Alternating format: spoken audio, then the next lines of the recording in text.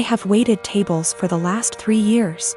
During my shift last night, a group of 4 women in their late 20s came in. They were a pleasure to have as customers. They ordered 4 of our house cocktails to start with and then went over the menu for their entrees. Then I was on my way back to their booth with the drinks on a tray. I walked by the back side and overheard one of them talking about how she was 14 weeks along. When I rounded back, they were talking about the same topic and it was clear to me that she was pregnant. I figured her having 1 drink wasn't a big deal. They ordered their entrees and I went off to handle other tables. About 5 minutes later, they called me over again and asked for another round. At this point I started getting concerned, but I took the order and cheerfully said I'd be right back. This time, I went to the bartender and asked him to make one of them a virgin cocktail. He was confused, but since he's a good friend of mine, I told him to just trust me. A few cocktails later, hers strictly virgin, they started getting rowdy, and Mrs. Pregnant Woman was also getting into it. I figured that since she didn't notice, things were okay. The problem came when I took them their check, and they asked to split the bill at the register. When Mrs. Pregnant Woman got to the counter, I saw her cocktails were marked with virgin. My bartender had edited each in the system for inventory. It was too late for me to edit them back, so I just had her pay, hoping that she wouldn't look at the receipt. They all thanked me and left, leaving a generous tip in the process. They were talking in the parking lot for the next short while, presumably waiting for an Uber. Several minutes later Mrs. Pregnant Woman came back and asked what virgin on the receipt meant. I fessed up that it meant non-alcoholic. She blank stared me for a few seconds and then asked if she had ordered a non-alcoholic cocktail. I said no, but told her that I assumed she wanted one seeing as she was pregnant. It was a lame lie and I'll admit it, but she looked me in the eye and asked me to return her part of the tip. I did so. Then she talked to my manager. My manager took me into her office and literally shrieked at me until hoarse. I stood my ground and told her that I'm not going to be responsible for FAS. She told me that she was taking me off the calendar until she decided what to do with me. She also informed me that I could get the restaurant in serious trouble for discrimination. And upon examination of my state's laws, she is correct. But when I talked to my mother and father about it tonight, they told me that they understood my position. The entire staff at the restaurant is against me and I think that I'm going to call in and tell my manager that I quit. But I still feel in the right here. X and I had way too young. We're friendly co-parents. One big rule we share is if our daughter breaks something, she pays for it. Now, sis and I are the only grandkids. Aunt never married. Instead, she worked with GMA and GPA at their Seams Tri-store, and took it over when they retired. Sis's girlfriend proposed last year. GPA offered to make FSIL a custom suit, which she was over the moon about. GMA had me ask Sis what her dream dress was and record the convo. Sis, thinking it was just between us, told me in great detail what her dream dress was, though said it was way too expensive. So she would get something much cheaper. Well, a few months later GMA surprised Sis with her dream wedding dress. It FOT perfectly and everyone cried. Sadly, GMA recently passed away, which hit us all hard. Sis was devastated, but decided that the dress meant GMA would still be there with us at the wedding. The issue comes in with C. She's very large, much larger than Sis. 3 days ago, we decided to go visit Sis and see how she was doing. It was great, but then C asked if she could try on the dress. Sis politely said no. C made a face, but dropped it. Later, we decided to go grab dinner. Sis and I went to pick up our orders, but C decided to stay and play with Sis's dog. We got back, and the dress was destroyed. C had apparently tried to get it on, popping some seams, and got stuck. Instead of waiting for help, she cut her way out. The dress was hacked to bits. Sis was devastated and asked us to leave. I grounded C and called Aunt with some pictures, asking if it could be saved. She said there was no. She said she'd make a new one, but it wasn't the same. Then she dropped the bomb on me. GMA had hand-sewed most of the dress, used super expensive fabric, and put almost 500 hours in making that dress. Since it was the only family wedding we'd have. In total, the dress cost $12,000, give or take. C has about 15,000 saved from various jobs, as well as winning writing competitions. This was supposed to help her in college. I took her to the bank and set in motion transferring all the funds, since as her parent I still have control over it. $12,000 to aunt to pay for the new dress. $3,000 to my sister's wedding, as an emotional distress tax. I explained exactly why this was happening to C, but she sobbed the entire time, asking what was she supposed to do for college and saying it wasn't her fault. I told her she could get a job if she didn't get a scholarship. And it was her fault for trying on the dress after she'd been told no, and for not waiting until we got back. A few popped seams could have been fixed. Hacking the dress to pieces couldn't. C told my ex, and while she agreed C was in the wrong after the full story, said I shouldn't have ruined her future for a free dress. I reminded her of our rule, and she still thinks I'm wrong. $3,000, that was to make up to my sister that C destroyed the last gift our dead grandma ever gave her. I consider that part of the price of destroying the dress, since even if Aunt remakes it, it's lost a great deal of its sentiment value. I pointed out how young we has her because I wanted to explain how a 31-year-old has a 16-year-old kid. I do not resent having her, she's the best thing I've ever done. I also brought up C's size because Sis has Crohn's disease and thus is very tiny. The dress was made her for size, and C is much larger than Sis. I love C as she is, but just holding the dress up, it was clear it wouldn't fit. The money was C's have fun at college money, not her college fund. My ex and I are paying for whatever scholarships don't. When she was asking what she would do for college, she was asking what did she do for fun and to buy things we didn't pay for. I got off the phone with my ex. I sent her the pictures, and she freaked. She apparently didn't believe me when I said it had been hacked apart, and believed it was just a few torn seams. She was pretty much on my side after. She told me that she spent the day badgering our daughter, asking her why she did what she did. And finally she cracked and said she was mad that grandma wasn't alive to make her a dress, and that it was unfair. My sister got a free beautiful dress as a reminder when my daughter got nothing. Despite the many things she was given after the funeral. She tried it on, took it off when the seams popped, and then in anger hacked it apart. If she couldn't have a dress from grandma, no one could. Her own words. Honestly, knowing she did it on purpose has just made things worse. The fact that she could be so. When I was 19 and a sophomore in college, I had a boyfriend I thought I really loved. Looking back, maybe it was just teenage puppy love infatuation. Not sure, but I guess it's not important. I know I'm very biased and what I want is what's best for my daughter, but I think my feelings are getting in the way of that. I had been with Tom for about 8 months at that point. He was on the baseball team and very popular. But one day I discovered I was pregnant and told Tom. He freaked out and got super pissed. He demanded I get an abortion, said he would not stay with me otherwise. He did offer to pay the full expenses of it though. So I went to the clinic and I couldn't do it. I'm very pro-choice and told myself the logical thing to do would be to have an abortion. But when it came down to it, I just couldn't do it. I admit part of it was that I was afraid, but I also felt an attachment for my baby.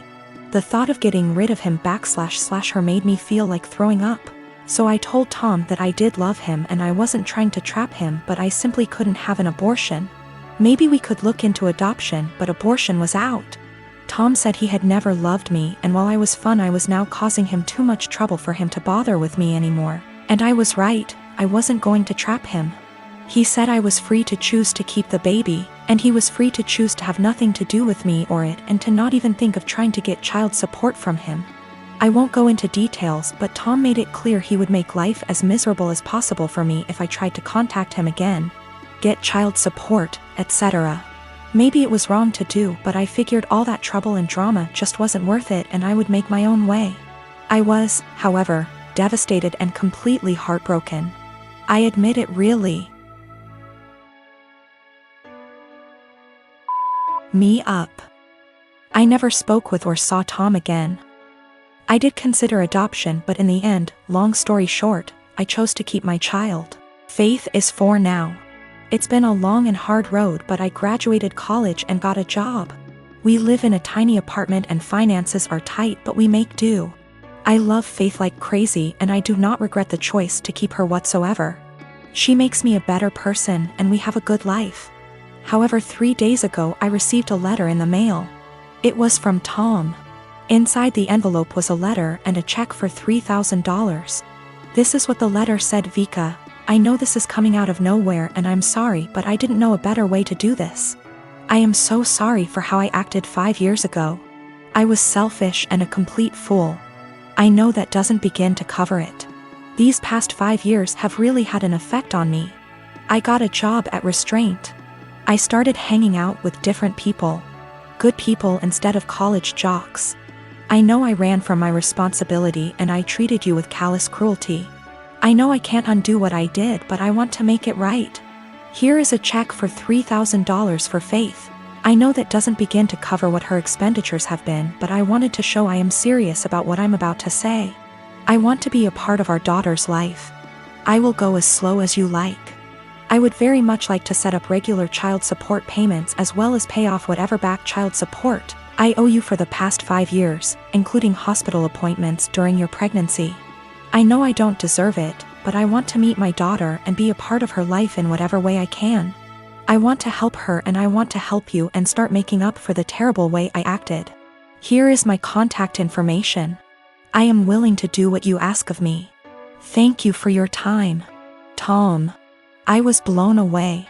I'm also beyond pissed off. I'm thinking of the pregnancy I had to deal with after getting dumped like that. Exams and papers I had to write. Giving birth to her on my own. The late night feedings, all the diaper changes, the constant crying. Trying to afford clothes to keep Faith warm during the winter as she grew while also making sure she didn't go hungry, the tantrums. The first steps, first words, the potty training. He wasn't there for any of that, and now he just wants to come waltzing into her life like nothing happened. After doing whatever he felt like now that Faith is out of the unfunny baby years and she's a well-behaved child who can now carry on a conversation and knows how to use toilet and doesn't wake up every 2 hours. Faith has started asking questions like, where is her daddy? How come she doesn't have a daddy? And I've been doing my best. I've been saying mommy doesn't know where daddy is, true until now. And she doesn't have a father because daddy wasn't ready to be one when she was born. Maybe that's the wrong answer, but I am doing my absolute best. I'm thinking of how Tom hurt me and bailed when life got hard. I can't stand the thought of him doing that to Faith. She's a sweetheart and quite sensitive. She doesn't understand unkindness. She makes friends with everyone and is very innocent. I've done my best to teach her to be a calm, kind, respectful person and everyone loves her. However, I do know she needs a good male role model in her life and I do feel guilty for not having one for her. I haven't had a boyfriend or dated since Tom because all my energy and focus has been on graduating college, getting a job, and being a good mother to my daughter. I never really thought about Tom much after Faith was born, but now that I am with this intrusion into our lives, I think I hate and despise him. I want him to just go away.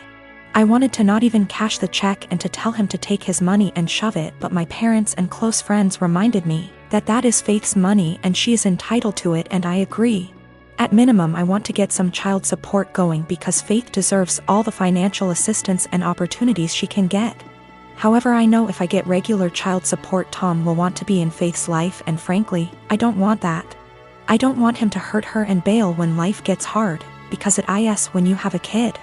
I also feel like he doesn't deserve her. 4-year-olds are a lot more fun than infants. How convenient he suddenly shows up and wants to be a dad when the hardest part is out of the way. But I honestly do want what's best for Faith. I think she deserves to have a good daddy. I just don't think Tom is. I think Faith is better off having no dad than a bad or half-assed one. She deserves the money. But am I right to take the money and not give Tom any access to my daughter? I can't stand the thought of him hurting her. The thought of dropping her off at his house where I don't have access to her makes me want to scream and run away. Am I out of line for taking Tom's money but saying that's as close as he will ever get to her? I am not convinced in the slightest he has changed. I feel like this is guilt money and I want to throw that check in the trash. But it's Faith's money, not mine. Faith and I have a good life and I feel like Tom is going to ruin that. But is it right to keep Faith from her biological parent when he has sent the money? I hate feeling like I owe her him because of that. P.S. College boyfriend dumped me after I got pregnant and threatened to ruin my life if I tried to talk to or get child support from him. Almost 5 years later, I get a $3,000 check in the mail and a letter apologizing for what he did and saying he wants to be a dad. I want to tell him to stay the hell away from us, but I want what's best for my child. Tom is listed as the father on the birth certificate. I am 20 years old. I moved out on my 18th birthday and never looked back. I mostly moved out due to how strict my parents were. When I say strict, I don't mean something like home by 10 p.m. I mean, I wasn't allowed to have friends older than me, even by a few months. I wasn't allowed any guy friends. If I had a project to work on at school and got partnered with a guy, my mom would tell my teachers to make me do it alone. I was only allowed on my phone if someone, mom or dad, was there to monitor what I was doing. Weekdays my bedtime was 9 p.m. and weekends 9:30 p.m. I could only have sleepovers if it was at my house, and all of my friends have to be questioned to make sure they were clean, meaning they didn't have boyfriends, no tattoos, went to church, you get it. So you can imagine, I had literally 1 or 2 friends. By 18, I didn't have any plans, I just packed my stuff and left. My parents weren't happy and tried for months to get me to come home, but I didn't plan on it. Anyways, I landed a damn good job and was able to get my first apartment shortly after. My friend is over at my house almost every day with her boyfriend and we just hang out. I didn't cut out all contact with my parents, but I limit it to only special occasions. My mom wanted to have a Zoom family call, whatever it's called, and asked me to join. I figured what the hell, I'll join and say hi. As I'm talking to my little cousin, in the background you could see my friend's boyfriend come into the living room area. Everyone's face kind of froze and I didn't think much of it. My mom asked who it was and I told her, and she immediately gets annoyed. She started asking why he was leaving my bedroom, which he didn't. The bathroom is the same way towards the bedroom, so I could see why it would look like he left from my room. She and my dad proceeds to ask me why I have guys at my home, why is he 21 hanging around me? I just turned 20, but yeah, it was like I was 15 again. My mom then insists I have him leave. At this point my friend and her boyfriend hears this and goes like, WTF? I didn't know what else to do but laugh. I said, are you out of your mind, and laughed some more. I realized they were serious and said my goodbyes and hung up. Later I started getting messages that my parents are upset I laughed at them, and my family says it's in my best interest to apologize, because I was being an asshole for laughing. I laughed at them then hung up, so I thought it was rudish, especially after being told I was by my aunt as well. I'd feel terrible if I did such a thing, but someone did point out they'll never change their ways, so I think I might have to. You know, I've got no idea how to set boundaries, but I'm sure there's a few articles that can help me with that. I found out from my little cousin that my mom has been asking where I live, so now I'm kind of scared for that. Though not many know my address, if she asks the right people she might find out, I hope not.